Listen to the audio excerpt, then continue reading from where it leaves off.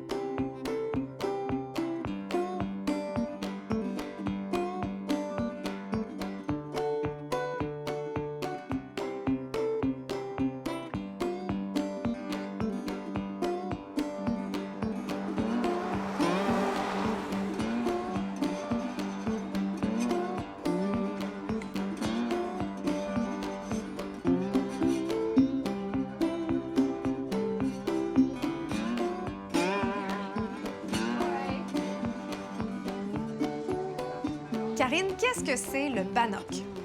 Le bannock, c'est un pain amérindien.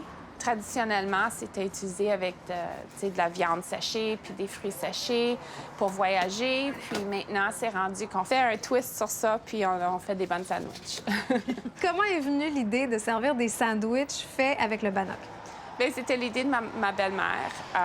Elle était très fière d'être métis et puis elle voulait montrer que les Amérindiens aussi, c'est des vraies personnes puis amener la culture au monde. Et là, vous avez pris la relève du camion, c'est ça? Elle a commencé, puis là, c'est... Elle a commencé, elle est tombée malade, alors on a ramassé le camion, puis on a continué ça, puis on essaie bien fort qu'elle soit fière de nous autres.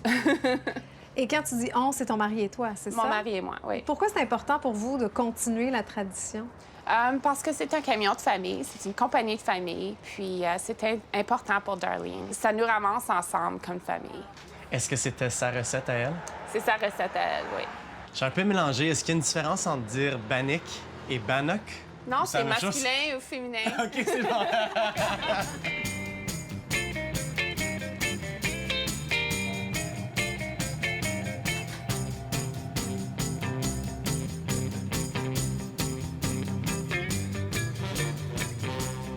Et comment ça se passe à Abbotsford, chez le WAC, dans la vallée du Fraser? Est-ce que tu te stationnes dans la rue puis que tu attends que les clients viennent? Non, nous autres, on concentre sur des événements.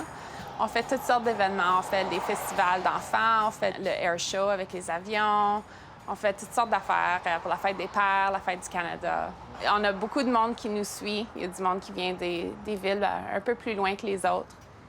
Et combien de bannock tu peux sortir pendant un événement? Notre plus grand événement, on a sorti à peu près 3000 bannock Wow. En une journée? dans la même journée. Wow. Oh Ouais. my! Tout est fait à la main. Wow! Est-ce que vous trouvez ça difficile d'avoir un camion dans une région où il n'y a pas des millions d'habitants, il n'y a pas une immense population dans la vallée Fraser? On travaille seulement par saison, puis c'est pas mon emploi à plein temps non plus. Ah non? OK. Alors, non, on fait ça sur les fins de semaine. Et qu'est-ce que tu fais la semaine? Mais je suis une maman. Ah, wow! Ouais. Alors, est-ce que le rêve, c'est de garder le camion pour tes enfants un jour? Oui, ça serait fun de continuer la tradition.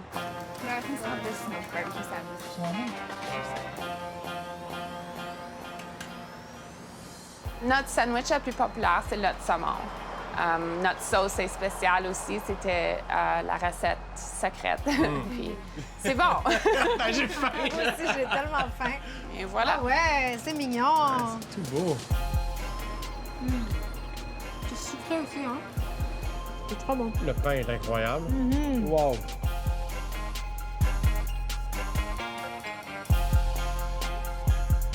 S'il y a une chose qu'on a remarqué à date à la vallée du Fraser, c'est que c'est beau, c'est vert, mais c'est parce qu'il pleut.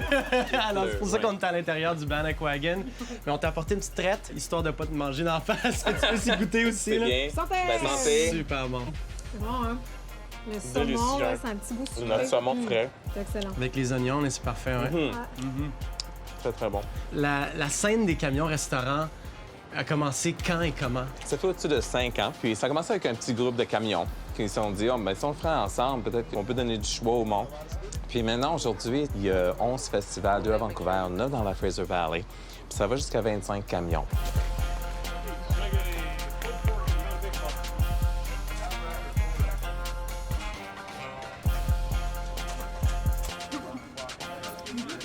Il y en a qui font seulement juste les festivités.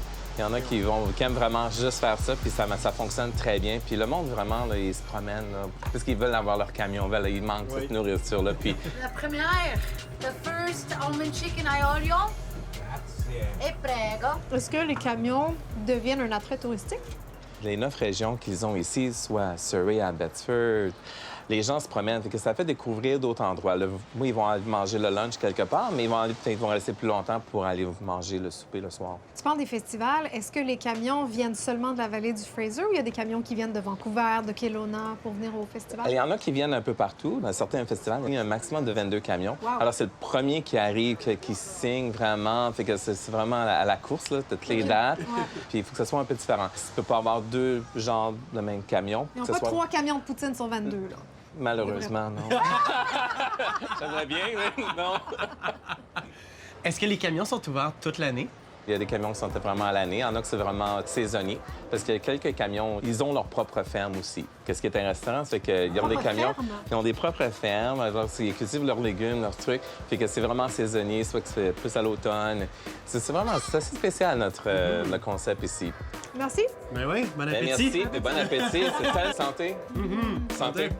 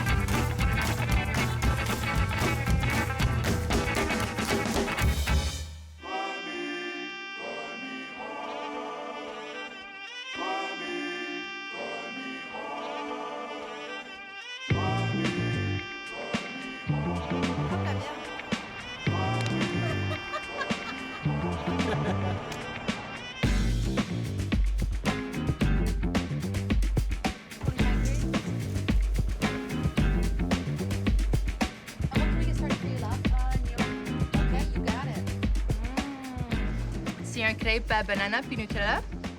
Tellement bon. Les gens qui travaillent ici sont toutes fines, puis toutes les pâtes sont tellement bonnes. Je suis moitié italien, alors... Moi, j'ai jamais trouvé un comme ça. Non? Tu préfères celui-là? You guys just want to head over this way and I'm going to take the next people's order. It won't be too long. Kiara, quel type de plat tu sers depuis ton camion-restaurant?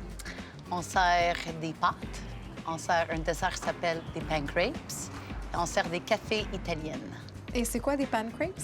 Pancakes, c'est une spécialité qu'on a créée nous-mêmes. En fait, c'est plus épais qu'un crêpe et moins épais qu'un pancake. On met des fruits là-dedans, crème fouettée et on fait une mini-sauce dessus, des fraises. Ça y est, je salive.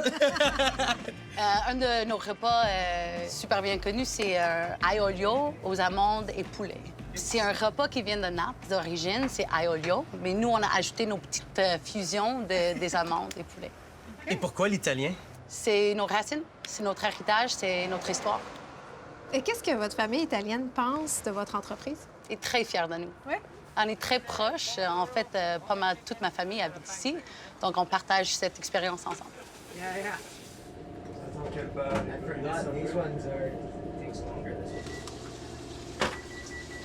Toute la famille est impliquée dans l'entreprise. Impliqué dans quelques façons. Pas nécessairement tout le monde qui travaille dans la camionne, parce que on peut fitter 3 personnes, un gros maximum, mais on est inspiré de chaque personne dans notre famille. Tout le monde, il travaille quand même indirectement. Mon frère, il fait les graphiques. Il dessine tous les menus. Ma mère, c'est notre inspiration de menus.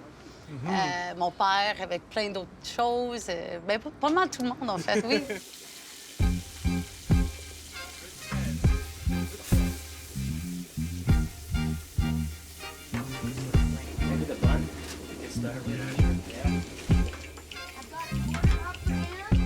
Spaghetti pomodoro.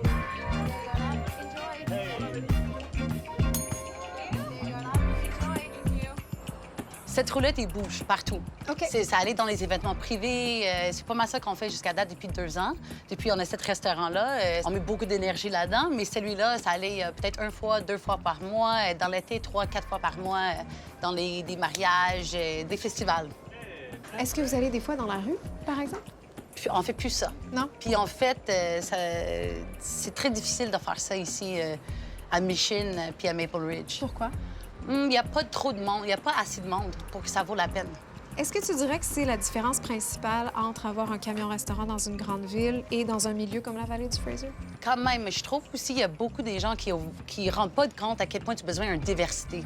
Comme nous, on a de la traiteur, on a le restaurant, puis aussi la camionne. Puis ça fait en sorte qu'on peut... C'est viable, ça marche super bien. Puis ça change, tu sais, on va dans des différents environnements, il y a des différentes personnes. Ouais, c'est plus intéressant pour vous au quotidien, là. Bien, c'est plus viable aussi. On est capable de faire vivre avec ça. Strawberry cheesecake pancake for Cliff. Quelle est la recette du succès pour avoir un camion-restaurant dans un petit milieu comme ici? Ton lien avec la communauté, à la base. On fait des événements communauté ici. On travaille beaucoup avec la ville, tu sais, à faire des événements et tout ça. Et ce rapport-là, sans cette noyau-là, on ne peut pas exister. Delicious.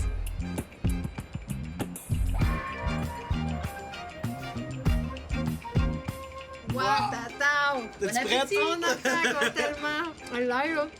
C'est tellement bon. Bravo! Délicieux. Merci beaucoup.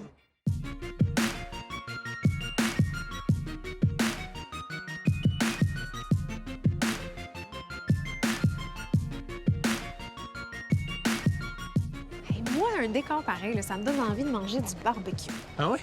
Pas moi. Ouais, mais toi, Albertin, là, t'es habitué aux petites villes comme ça qui ont l'air sorties d'un film de cowboy. Ouais, mais pas moi, tu sais. Moi, j'ai plus le goût d'aller boire un smoothie. Oh, t'es pas sérieux? Papa? Mais t'en as bu un ce matin, comme Puis? tous les matins d'ailleurs. Ouais, mais là, un smoothie et un grilled cheese, ça, j'ai jamais goûté. Ah, t'es pas possible. Mais là, j'ai pas dit un smoothie au grilled cheese. Ah.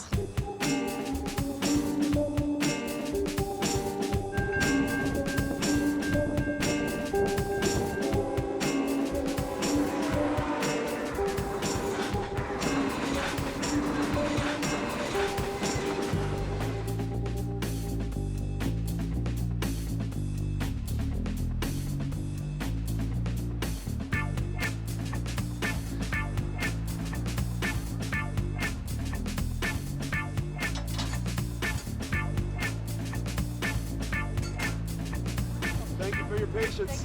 Napkins right over there. Vaughn, on est stationné sur Industrial Way. Il n'y a pas façon de se tromper, c'est un coin industriel. Première question, on est rendu où, là, et pourquoi?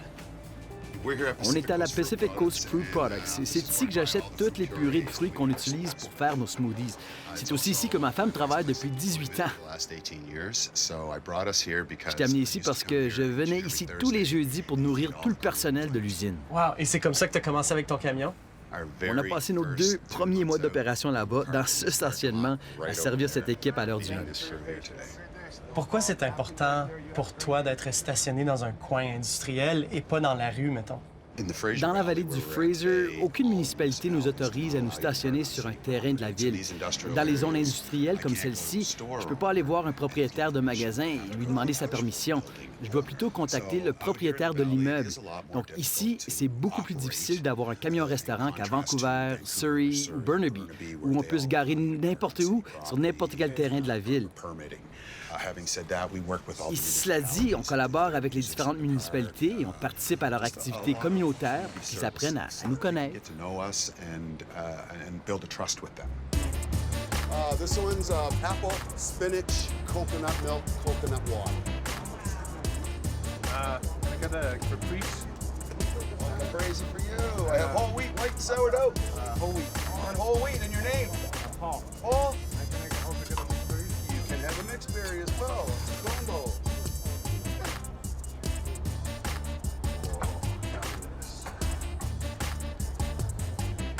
Mixed berry for you? On veut faire une différence ici dans notre propre communauté. On vit dans cette communauté depuis 24 ans. Depuis qu'on a démarré cette entreprise, on a créé des ondes de choc en grande quantité. Par exemple, l'année dernière, j'ai acheté à une entreprise 800 kg de fromage. 800 kg! Wow! Oui, en effet, j'utilise 500 livres de purée de fruits congelés chaque semaine. Et le pain au levain, c'est 15 à 20 pains chaque semaine, juste pour ce pain. C'est donc important pour nous d'appuyer cette communauté, de développer notre activité au sein de l'infrastructure des entreprises déjà existantes, afin qu'on puisse non seulement arriver à tous s'entendre, mais aussi à être rentable et à profiter de notre communauté.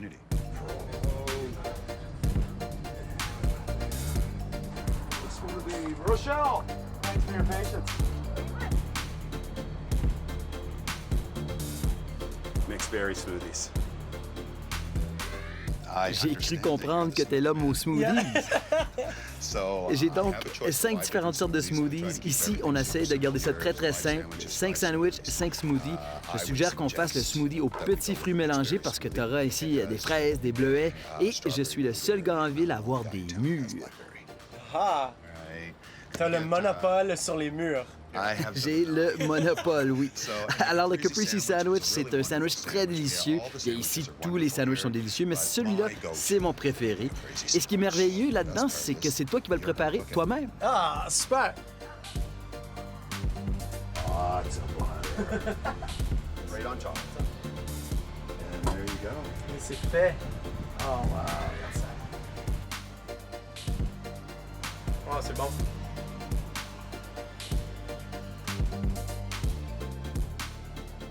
J'ai commandé le jus qui a 3 affaires dedans, des bananes, des bleuets, je pense des framboises. T'as juste quoi, 30 minutes pour manger? Ça prend 30 minutes juste pour aller une place pour avoir un sandwich puis quelque chose à boire. Quand ils viennent ici, dans 5 minutes, t'as ton manger, ton jus, tout ça, fait que... I'm cranky for you. I have whole wheat, white and sourdough.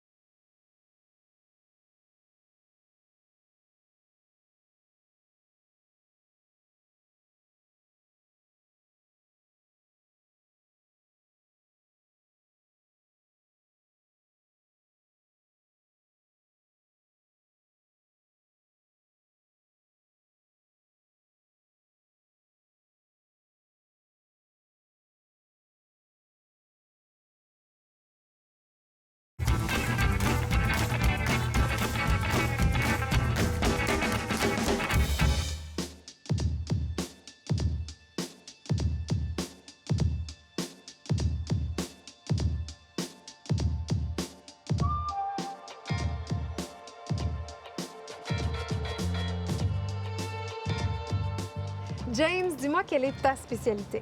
On fait du barbecue style sud des États-Unis. Il y a 4 ou 5 ans, on est allé au Texas. Je suis tombé en amour avec cette cuisine-là. Je me suis trouvé un mentor qui était au Canada, un pitmaster champion mondial, puis il m'a enseigné tout ce qu'il savait sur le barbecue et la façon de faire la cuisson. Je suis tombé accro.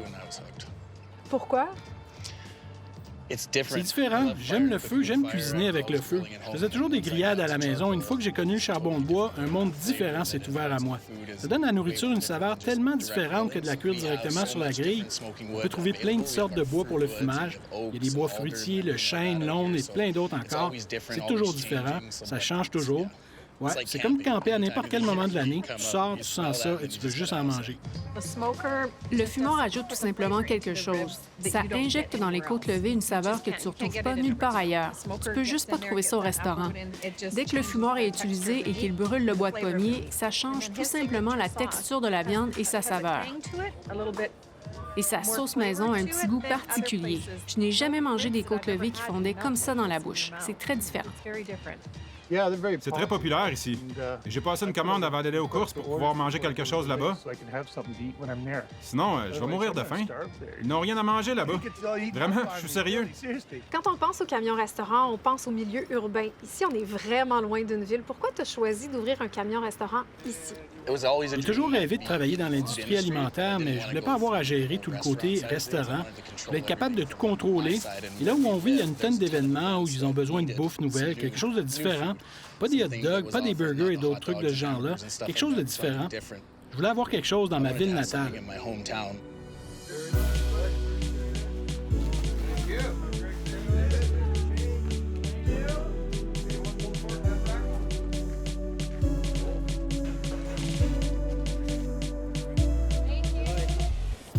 Je voulais voir les gens leur préparer un repas, leur donner et voir l'expression sur leur visage quand ils regardent dans leur plat.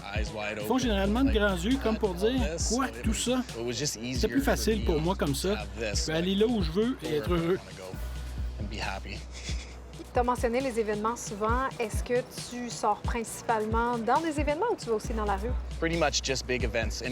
De gros événements et du service de traiteur. Le service de traiteur, c'est un aspect important de notre entreprise, travailler durant la semaine. Mais tous les événements auxquels on participe, surtout l'été, ont lieu dans la région. Il y a une fête dans le parc qui a lieu tous les vendredis de juillet. On y participe. Il y a des tonnes de gens de la communauté.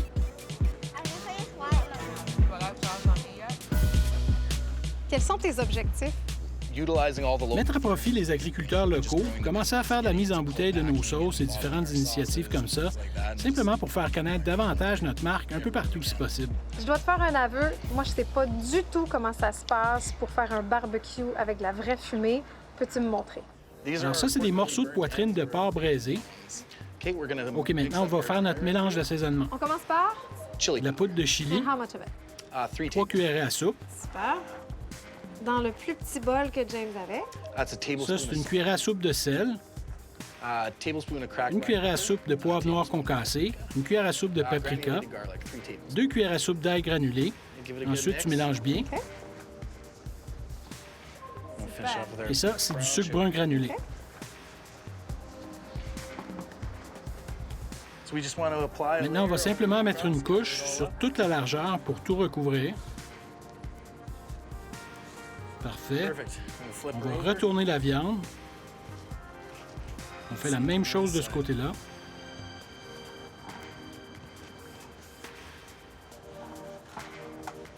Ensuite, on va mettre ça dans le fumoir.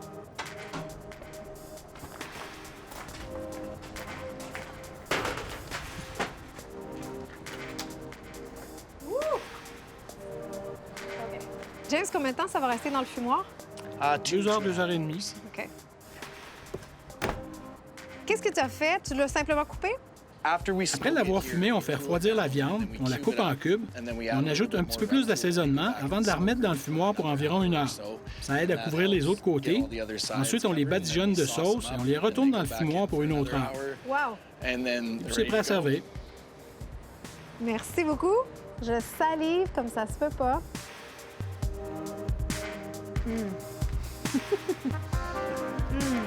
Ça, c'est... Oh!